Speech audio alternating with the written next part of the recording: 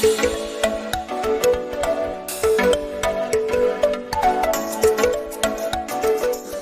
শৰীৰৰ কেইটামান গুৰুত্বপূৰ্ণ অংগৰ মুখ্য কামবিলাক আমি চাওঁচোন।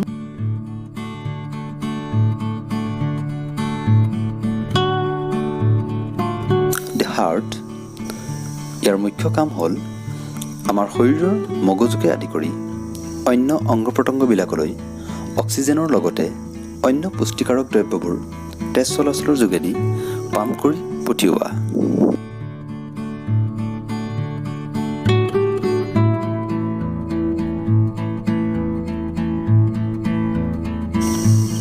কিডনী, ইয়াৰ মুখ্য কাম হ'ল প্ৰস্ৰাৱৰ যোগেদি আমাৰ শৰীৰৰ অতিৰিক্ত পানীভাগ দেহৰ পৰা বাহিৰ কৰি উলিয়াই পঠিওৱা।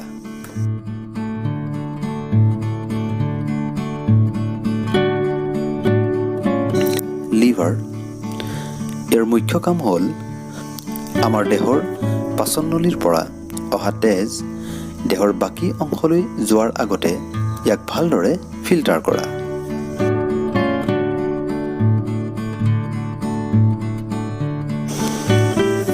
ষ্টমাক, ইয়াৰ তিনিটা মুখ্য কাম হ'ল খাদ্যবস্তুৰ অস্থায়ী সংৰক্ষণ, খাদ্যবস্তুৰ মিশ্ৰিতকৰণ আৰু বিভংগন ঘটোৱা, আৰু মূলতঃ খাদ্যবস্তুৰ হজম ঘটোৱা।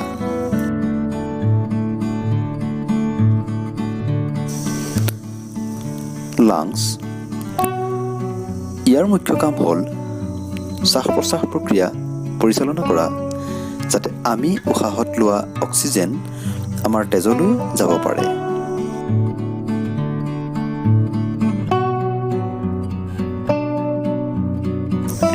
ব্ৰেইন, ইয়াৰ মুখ্য কাম হ'ল আমাৰ মন, চিন্তা ভাৱনা আৰু কেন্দ্ৰীয় স্নায়ুতন্ত্ৰক পৰিচালনা কৰা।